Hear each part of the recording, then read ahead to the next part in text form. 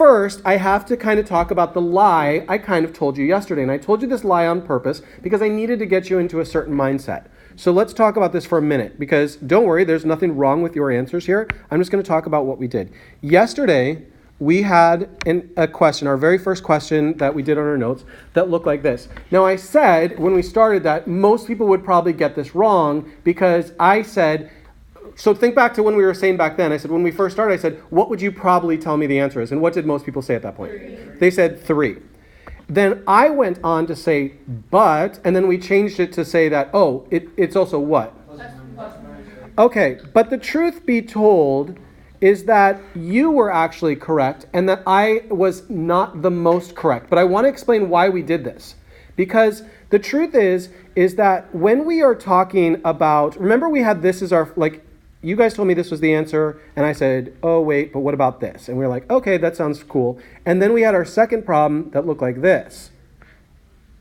And we were like, okay, well then that would be plus or minus 3, and then we would like go, oh, but there's a negative on the outside. But the truth is this. Sorry, I hit the wrong button there. What you guys told me yesterday was exactly the truth, but I needed you to understand something else. You guys weren't wrong. So, oh, sorry, I'm just going to erase something here. Okay, when you told me that the square root of 9 is 3, you were actually 100% correct. But I needed you to understand something that happens in math. So when we say that the square root of 9 is 3, it is. And guess what? You know what the square root of 9 is when we have the negative on the outside? You know what that is? It's negative 3. But let me tell you about why I told you that lie, because this is not the most common thing that happens. The most common thing that happens in math is this. You guys run into situations like this. Now, let's just talk about what we normally do in math. Let's say that you were working out a problem and you got here and you go, okay, what do I do next? What would you tell me to do next? Yes, ma'am. Good. Now we're going to take the square root of both sides. Now up here a moment ago, we said that this means the positive square root and this means the negative square root. So we're going to take the positive number or the negative number. But in math, when you introduce that, when you guys are the ones who said put the square root in. So I'm going to put this little star here because I want to clarify this now. When you, being you are the person that's told me to do this. When you put the square root on both sides,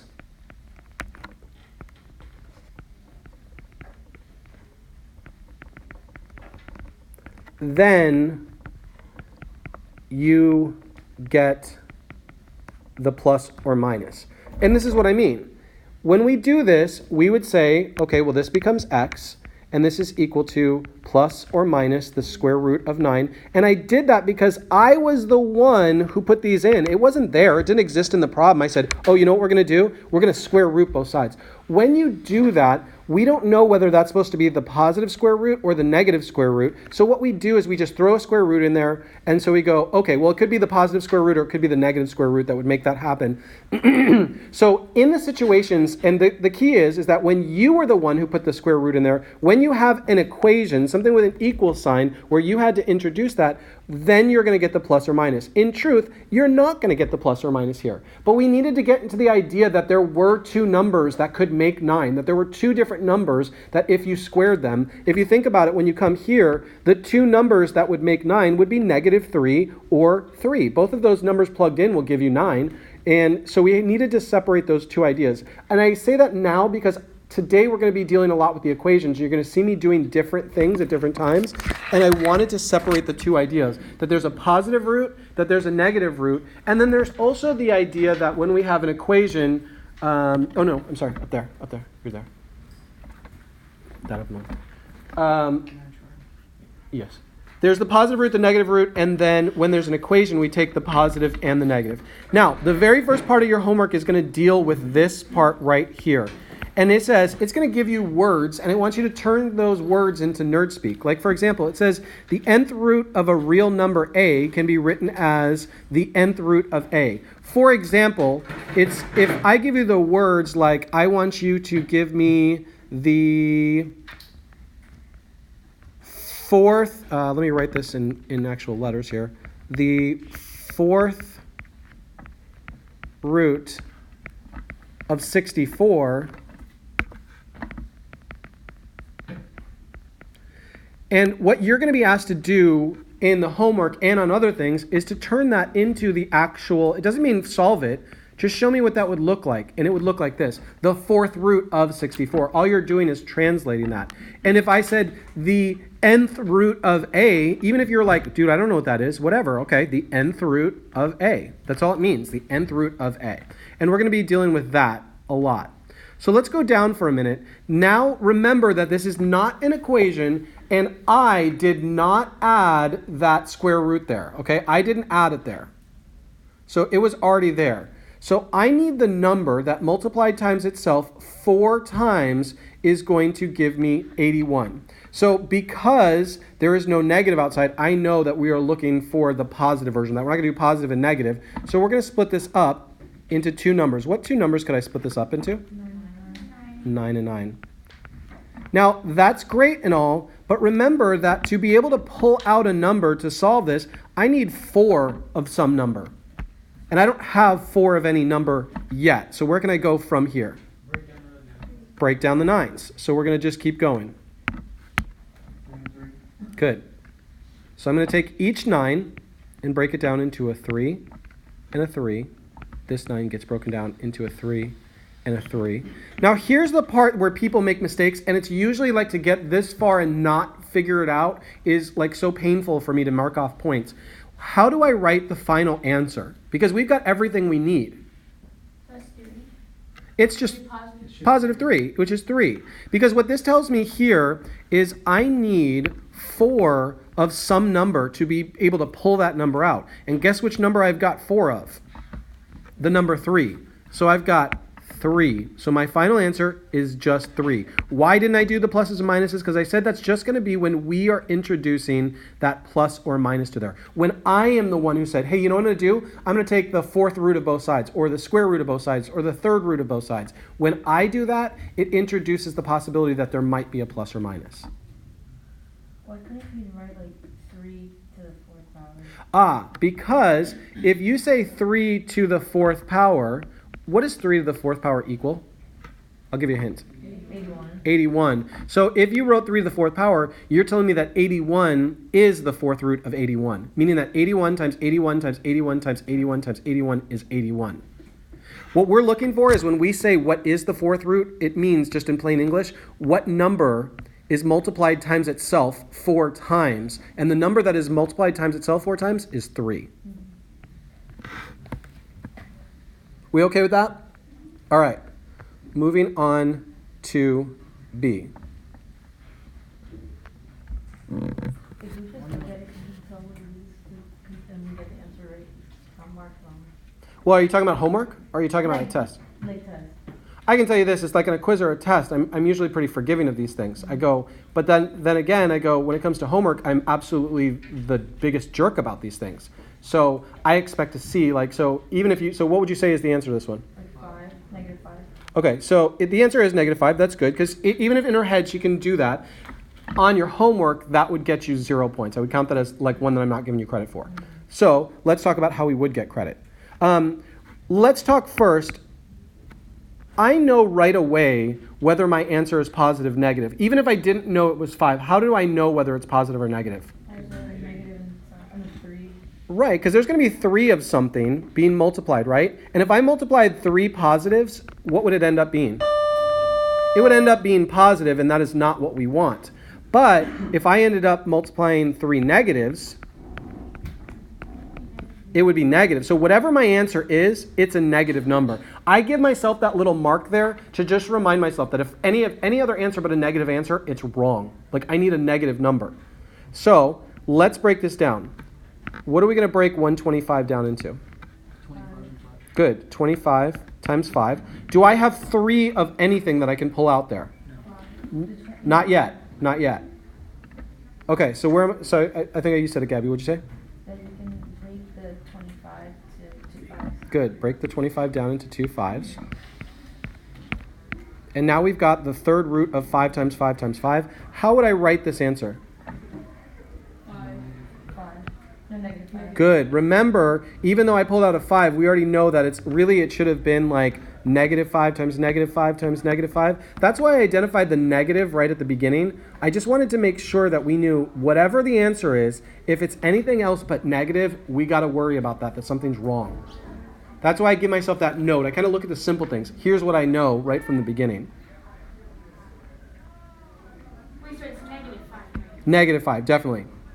Because it has to be a negative number. And I know that the number that's going to end up being 125, well, 5 times 5 times 5 would be 125. -5 times -5 times -5, that would give me So it -125. has to be negative because the 125 is more. Right, because we know that, so if you think about it, whatever the number is, even if we don't know what it is, if we took a negative number times a negative number times a negative number, it would end up as a negative number. But if we did the same thing with a positive, it wouldn't end up negative. And so that's how we knew from the beginning, whatever that number is, it's negative. You could still get the number wrong, but at least you had an idea of what the number should be. All right, talk to me about this one.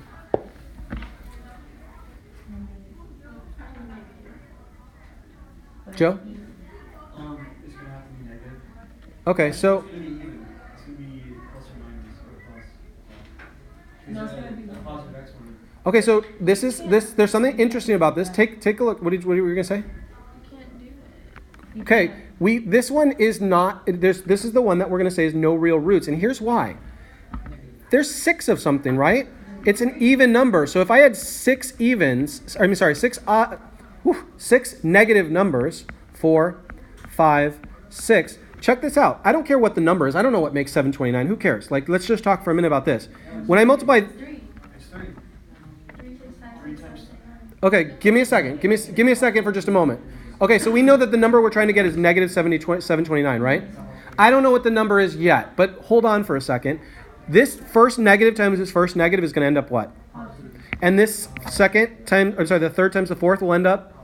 And the fifth times the sixth will end up? So when I multiply this positive times this positive times this positive, what is it going to end up being? So there's no way that 6 of the same number can end up being negative. So that's what we have to be, and this is what's going to happen when this is even, when this is an even number, and this is negative, that will always happen. Always. That's your pattern. Oh, not negativin, but negative. So what we're going to do is write no real solutions. Again, you leave out that word real, I'll take half your points. Because there is a solution, we just haven't learned it yet. Or you can use the terms no real roots.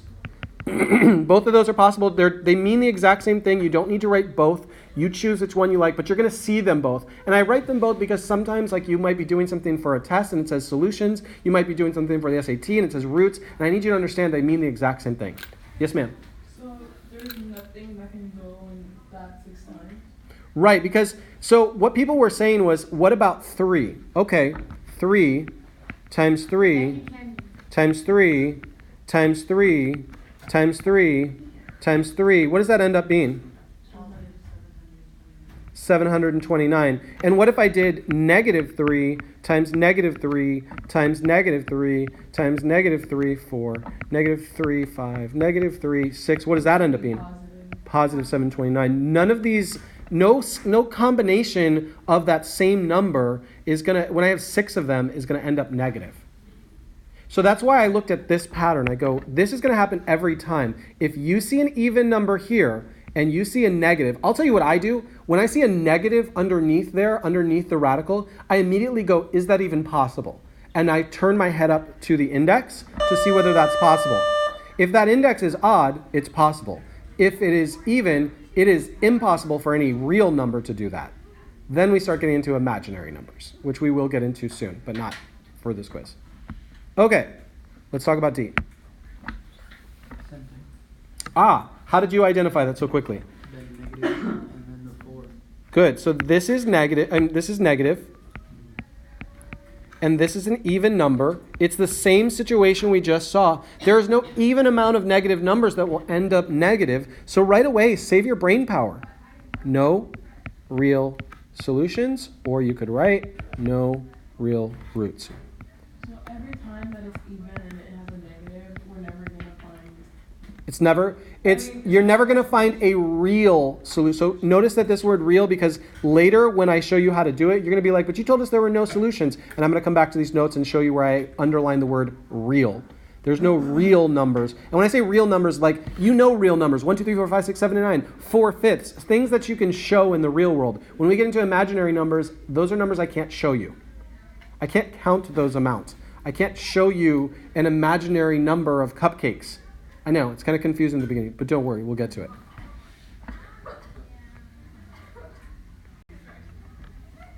Okay.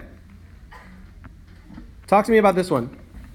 We're doing this one. It says you do one. Most people can do one, so can figure this one out. So on a test, yeah, you could just write one. But do me a favor, at least in terms of homework, this one is so easy. At least do this for me. You understand that this breaks down to this, right? That we can have 6 ones. You could have 7 ones. All, and as many ones as you want is going to equal ones. So look, 1, 2, 3, 4, 5, 6. I need 6 ones to pull out that 1. And then what I get is my answer is 1. Please, please, please do not write 1 to the 6th power. It is, even though they may be mathematically the same, what we're looking for is to get into the idea that this is just 1. If you wrote 1 to the 6th power, it makes me feel like you didn't finish your math, because 1 times 1 times 1 times 1 times 1 times 1 should be 1. And again, we only care about the positive values here because there was just a regular old a regular old radical here. If it had a negative in front, we'd be talking about the negative values there. Or if we had an equation, then it's possible that we might be using the plus or minuses if they're even. And I realize that's a lot of stuff, but don't worry, we'll get this down. Hopefully it feels like it's getting a little bit easier. Sometimes there's like some rules, but you can, even if you don't know the rules, you can fake your way through it. Yes, ma'am? For the positive negative thing, is it only when it's even? Another negative? Yes, and we're going to see some in a minute. So if I can show you it then, if you can hold that question for just a minute, we're going to see them in just a little bit. All right, talk to me about this one. Yes, ma'am? We're going to break it down to 25 times 5. Good. Notice it's very important that you keep that 3 there. If you forget that 3, you might end up doing the square root at the end. And that's not what we're doing. We're doing the third root, or the cube root if you prefer. Wow, that is a really sketchy, there we go. Okay, talk to me. We're going to break down 25 with 2 5s. Okay. And it equals 5. Good. We have 3 5s, so the number that is multiplied by itself 3 times is 5.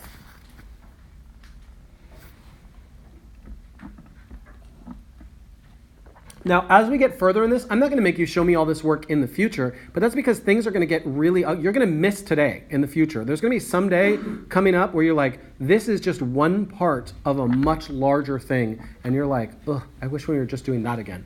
So please take my advice on this, that the first quiz is one to just knock out of the park. It's just like you want to just kill the first one because you want to do as well as you can, because you don't want to start trying to bring your grade back up. You'd rather have your grade high and go, okay, I can slip a little bit. If I get 100 on this, then if I get an 80 on the next one, I'm still okay. All right, moving down. Okay, let's talk about this one. No different, nothing new. What am I going to do?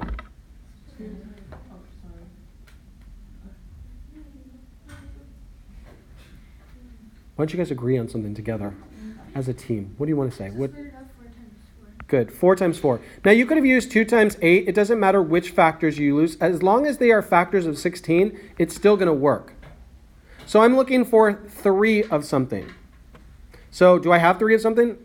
No. Okay, so let's keep going. What am I going to do next? Break down the 4. Break down the 4s. No, I put 4 in. Would be 2 times 2 and 4, bring down the 4. Well, we could, but let's just see what happens here. Let's just see what happens, right? So we've got 1 too many 2s. Would you agree? Like we only need 3, but we've got 4 there. So let's still do what we always do. Remember that we need 3 of them, and here's 3 of them. So I'm going to pull out those 3 like this. There's the 2 on the outside, okay? That's the 2 that we normally do. However, what's my however? 2 square root of 2. Yeah, there's still 2 left in here. There's still one of those 2's left in there, and that 1 is right there. That's that guy who's still left inside. And you still You keep live the at 3 though? Yep, because it's still the cube root of that. I would need 2 more 2's to be able to pull it out. I don't have it. Okay. it's almost like a board game where you're trying to collect enough things to do something. That's what we're looking for. Do we have enough 2's to pull them out? No, we still have one that's left in there. So we did have enough to pull one out, and that's this one right here. That's where that one came from. But the blue one couldn't make it out of there because we didn't have 3 of them. So my final answer looks just like that. It's 2 times the cube root of 2, or sometimes we say 2 cube root of 2. Are we okay with what just happened there? Okay. But you have to put like 3 of 2. Like you have to put the 3. Right, because so imagine this. I'm going to do something else. Just so I wouldn't actually do the work this way, but just to illustrate it a little better. That 16 there could have been written like this.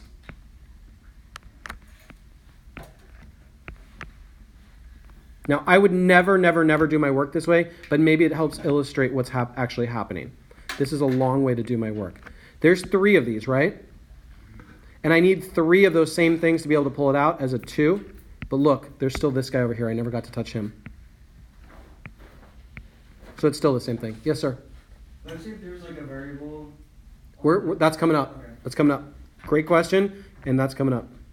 Okay, B, we did B yesterday. What do I do for this? Because this looks really ugly at first, but there's a very simple way of dealing with this. Joe? Square root of it. Okay, we're going to do the square root of the top.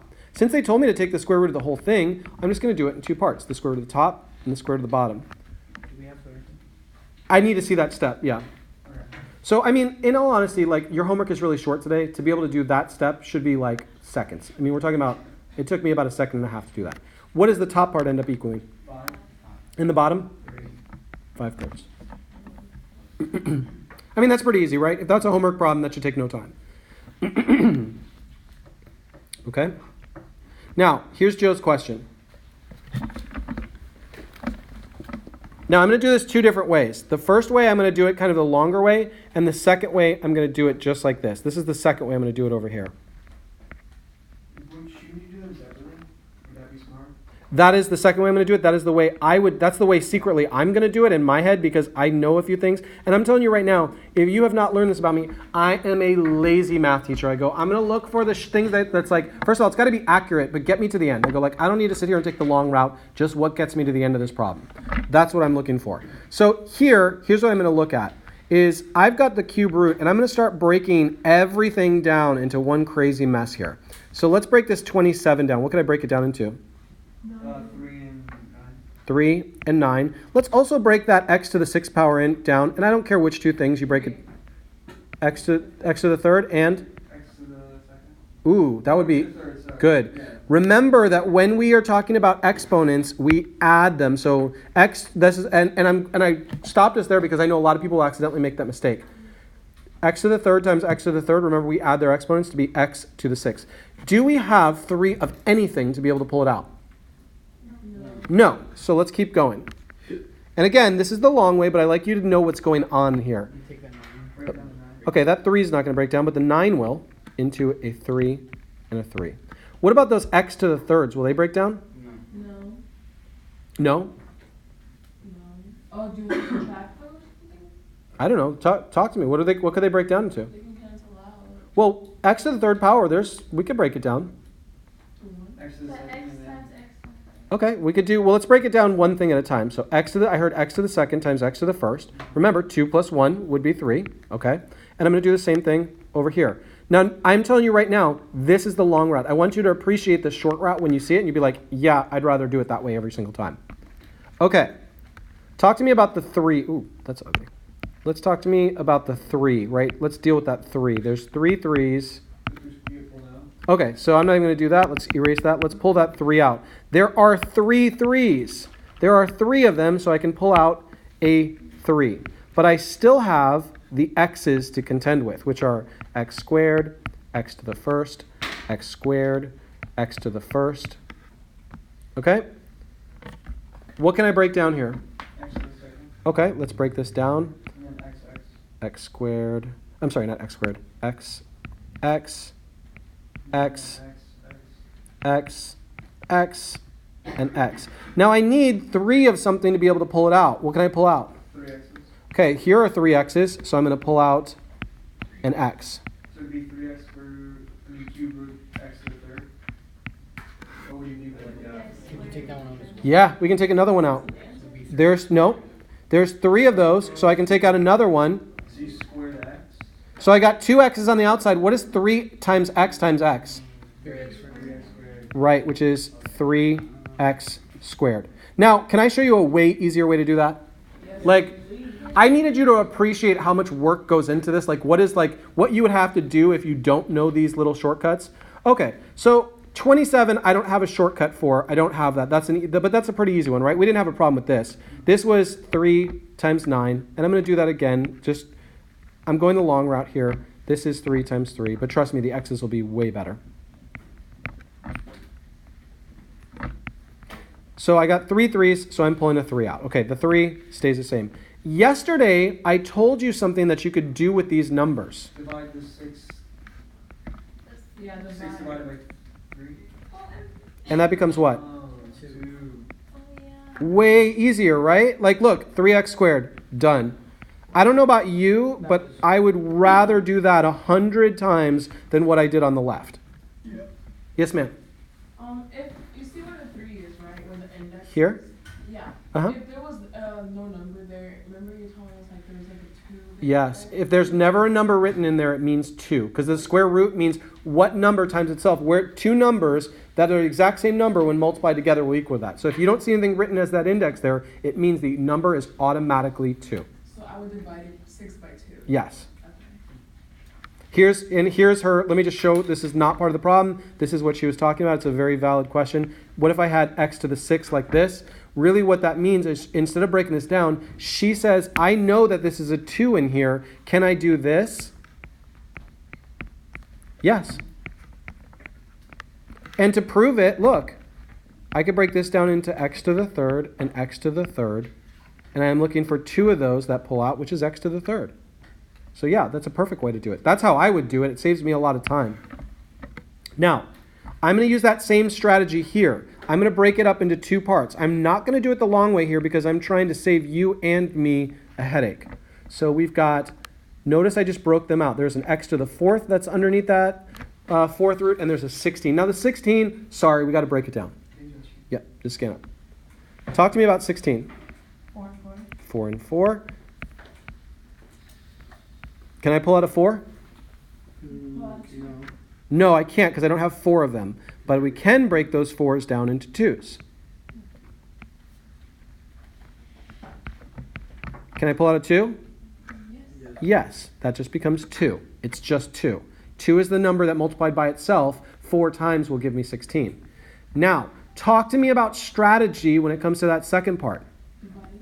X to the 4th divided by 4, which is equal to x to the first power, or just x. It's just so much easier than writing all those x's and breaking down all those variables. Like, why would I want to sit there and do all that work when there's a much easier way? And I go, just separate it. Separate the 2, and you go, oh yeah, I know how to deal with that. So far, so good? Yes. This is what I think, to be honest, right now, is the hardest part of your quiz. So if you were like, really, this is awesome, I can do this, and you nail this on your homework, I feel like you are going to destroy this quiz if you can do that. I think that this is going to be the hardest thing that we're going to do. If you, this is the last lesson, but we're going to do the second part of it tomorrow. Okay. Now, there are some things that happen in letter E and letter F that maybe you've learned these rules before, maybe you haven't. So I will say this, E and F may be harder if you don't know something, like if you didn't learn one of these rules back in Algebra 1. But if you didn't, guess what? I will help you fix that right now. Okay, so this is not the square root of the top and bottom, it's the cube root of the top and bottom. But guess what I'm going to do, just like I did before? Square root both halves. We're going to break it up. Yep, so we're going to do the cube root of the top and the cube root of the bottom. Now, if you had to guess, which of those two, the top or bottom, which of those two are going to be harder? The bottom. The bottom, I agree. The bottom, I was like, dude, I don't know what number is going to be multiplied. So let's get to that in just a minute. But let's deal with the top. What can we do with that top there? Good, let's just do that. We get x to the 3rd divided by what? 3. Which equals? 1. X to the 1st. So the top is just going to be x. So we've got x over the cube root of 7. Now we have to deal with this bottom. Now the thing is, I don't know about you, but I don't know of a number that times itself 3 times will give me 7. Let me prove it to you. 1 times 1 times 1 is 1. 2 times 2 times 2 is 8. That's already too much. So 7 is not going to work. So part of me goes like, well, maybe that's just it. There's nothing else to do because I can't do anything else. However, there is a rule that hopefully you learned in Algebra 1 that if you didn't learn then, you need to make sure you learn now, that you are not ever, never, never allowed to leave radicals in the denominator. That's a big no-no. It's not finished. So we're not allowed to do that. We can't leave that there. We have to get rid of it. And I'm going to show you a super easy way to get rid of it. Okay. When you have a radical, like any sort of radical in the denominator, we are going to multiply by something to get rid of it. I'm going to multiply the bottom by this thing right there. Whatever is in the bottom, I'm going to multiply by whatever that radical is. I'm going to multiply by that.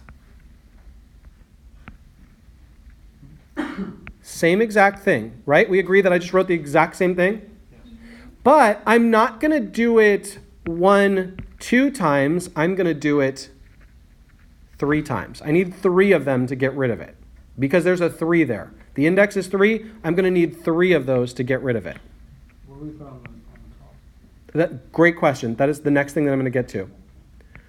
Because you multiplied the bottom by that, you also have to multiply the top by that. 3 times. Just to be fair. Well, we only added 2. We only added 2 more, so I'm only adding 2 more on the top. Interruption. I'm about to do something that's going to look so ugly that I'm going to do things the hard way again for the bottom, and then I'm going to show you the easy way, okay? So what I'm going to do the first time is the stressful, ugly way, and then in just a moment I'm going to show you a way easier way to deal with it, okay? So be prepared. The first way is ugly. Okay, since these are all, I know that the denominator, whatever it is going to be the cube root of something, but what is that number? It's 7 times 7 times 7. So whatever goes in here needs to be 7 times 7 times 7. Well, 7 times 7 is, so then 49 times 1 more 7. You may not know this, but let's just figure it out. 28, that's 363? Wait, 28, 343, yeah? Yeah. Okay, so we're going to end up in this situation right here where we've got 343. Now we need to take the cube root of 343. Do you agree that this is already getting annoying, right? Yes. Okay, I'm still going to do it just because I want to show you the long way. It's 49 times 7. We already know that, right? That we can break it down. 49 times 7 will give me that. And then we break this down into 7 times 7 times 7, the cube root. So the bottom will just end up being 7. That's the long way. Here's the truth. Every single time that you do this, it's just going to be whatever that number is right inside there. As long as you do this method, you multiply the top and bottom. Like here we had 1, 2, 3 of these because there were 3. Then it's just going to end up as 7 in the bottom. So the answer is going to be 7. The bottom number is just going to be 7. So in our denominator, we've got 7. Now the top, we've got an x on the outside, so there's an x. And now we need to multiply these two things together. So it's going to be a cube root. And what's 7 times 7?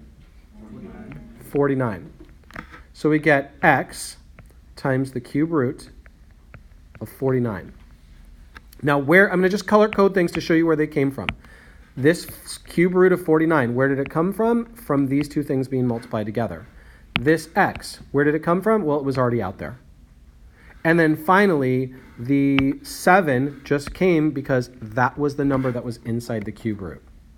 So if you didn't know about not leaving radicals in the denominator, then yeah, I would say these are the harder ones. And we're going to do one more of them on F there. But if you say, so for me, if you didn't know that rule, then this one probably just seemed hard. If you did know that rule, then you go, yeah, I've already done that before. Let's move on to F. Okay.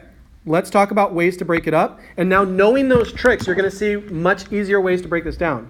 Talk to me about what should I do first. Divide 4 and 8. Well, can we just like process-wise, can we break it up first just so we can see? 4, Uh-huh. and then x to the power of 8, Good. and then 4, and then 3. Okay. So of those two, which one is probably going to be harder? The bottom. The bottom. The variables always seem pretty easy to deal with here. And Phyllis, I think you just said it a minute ago about the top. What happens? We get x to the 8. And, Do what? and divide it by 4. Divide it by 4, and we get what? X. X squared. So the top is just going to end up as x squared. That's nice and easy. Once we know that trick. Now the bottom, it is not okay to leave this radical in the bottom. So I'm going to multiply by a certain number of these. How many of these in total should I have on the bottom? 4 of them. So look, because this is the 4th root, I need 4 of those. 1, 2, I need 2 more.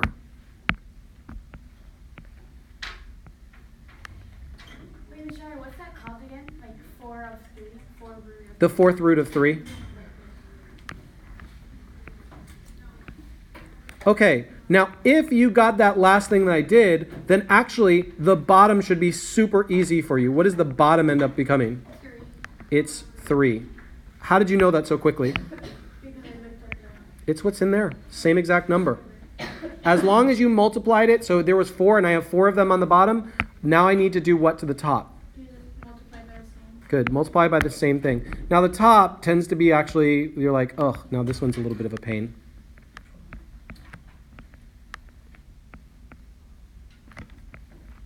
Okay, so that x squared is still going to end up x squared on the top. There's this x squared right there. That's this one right there. Just x squared on the outside.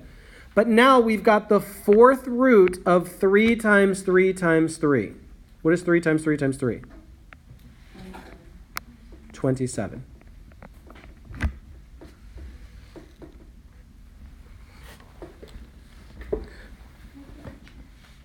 Yep, yeah, you can take a picture.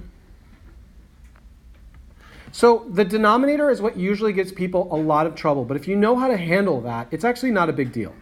You're like, that's not so bad. But if you didn't know that, that can be really ugly. And when you do it the long way, it takes a lot more work because you end up with 3 times 3 times 3 times 3. And then you're looking for the 4th root of that. So it still ends up as more work. Yes, ma'am? What if you have the square root on the top instead of the bottom? Square roots on the, any sort of radicals on the top are totally allowed. In the bottom, they're not. Just like we're not allowed to divide by 0, we're also not allowed to divide by radicals. Like, we can't leave it that way. And what if, like, you see how the exponent is like 8 on the inside and 4? What if it was switched? Like, the bigger number was on the outside. Okay, so let me talk about this situation. This is not part of this problem, but let me talk. She's coming up with a very interesting situation. She says, what if it said the 8th root of x to the 4th? Okay? Now, I'm going to tell you right now, you are not going to encounter this at this time, but you can still do what you know how to do. Tell me what to do. What would we normally do with the two numbers here? Divide them. Okay, so now this may not make sense yet, but it's still completely mathematically correct. 4 divided by 8, which is the same thing as this. What does that end up as? 2. Does that end up as 2? 1/2. Now, tomorrow, I'll tell you what that means. Tomorrow is the day that we talk about what that means, like how we deal with that. X to the 1/2 power. Wait, we can have fractions up there? You bet you can. What? There are problems like that. Yes, but you only have to do 1 through 12, and they're not in 12. Okay. So, 2 more. Now, this could be really difficult, except for it's not so bad because if we know that this is the exact same thing as x to the 7th times x squared, the 3rd root of x to the 7th times x squared, what would I do with those two numbers, two variables? Yeah, let's put them together just to see if that works. Now, because here's the thing, 7 divided by 3, that's going to stink. 2 divided by 3, that's not going to be fun. However, if we turn this into x to the 9th, now dividing seems a little bit better, right? Because I can do x to the 9th divided by 3, which would be what? Here. X to the third. Which part didn't you like? EX to the 9. How did I get it? Yeah. Okay, so back here in the beginning, we had the third root of x to the 7th times the third root of x squared. So I kind of just put them together. So look, x to the 7th times x squared, they're both the third root. And when we take x to the 7th times x squared, these two together, we end up right here, which made it a little bit easier. Okay, last but not least, just for purposes of making this easier, I'm going to separate this into two things because I think it'll be easier for us to... Bless you. All right, talk to me. What do we want to do? Yes, ma'am. Factor out 36 Okay. 6. and 6. Okay, now what? Pull up Now the 6. we're gonna go to the next one since we already finished. Oh, we factor out 6. Okay, right. This right there, we know that the square root of 36 is 6. There are two 6's there. We can pull them out. Now, the square root of w to the third power. Don't get weird about it. Just do what you know how to do. Divide dw You to w squared and w. You could do it, but really, actually, this ends up being a little bit easier if we don't divide on this one. Watch what happens. Break this down into what? W2, w to the second power times w to the first power. Oh, so then you can take out the 2. Right. So look, I'm going to break this down one more time just so that we can see it. This would be w times w times w. W, w, w. How many w's do I need to be able to pull one out? 2. Remember that if there's no number here, it's a 2 that we're looking for. So every time I see 2, I can pull out a w. What about the other w? What happens with it? You leave it inside. It just remains inside. So it's 6w times the square root of w. So how would you write it if the one on the left also has a root? Like, let's say it's... If the one on the left also... So, like, it'd be, I don't know, 5, and on the inside it's a 2. How would you write that? So those are the ones that I'd prefer if we can get into tomorrow because it's a great question. But it's a great question for tomorrow because that's exactly what we're doing tomorrow. So those are all the things that you're going to need for today's homework. Tomorrow is the day where we turn things like 16 to the 1/4 power into exponents. And how do we do that? Like, how do we turn radicals that have fractions as exponents into radicals and radicals back into exponents? And it's a super easy process. You just have to know where all the numbers go. So that's it for today.